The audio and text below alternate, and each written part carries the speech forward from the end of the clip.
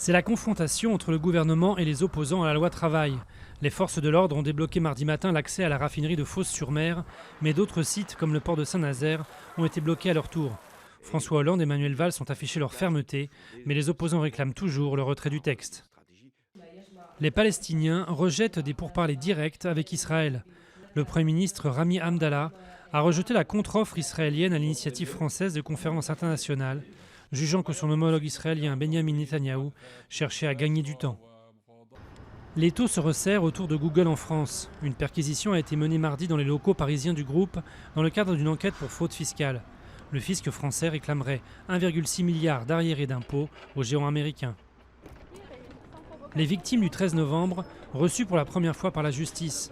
6 mois après les attentats de Paris, les premières victimes ou leurs proches ont été entendues mardi après-midi par les juges chargés de l'enquête. Une rencontre qui intervient alors que Salah Abdeslam refuse pour l'instant de parler. Attentat oblige, la sécurité sera renforcée cette année sur le Tour de France. Pour la première fois, des gendarmes du GIGN seront postés sur le parcours. Au total, 23 000 membres des forces de l'ordre seront mobilisés pour la Grande Boucle qui partira le 2 juillet du Mont-Saint-Michel. L'Archange aura alors retrouvé sa place au sommet de la célèbre abbaye. Pendant 2 mois, la statue de 1897 a été restaurée et redorée dans un atelier près de Périgueux, où de fines feuilles d'or lui ont été apposées une à une.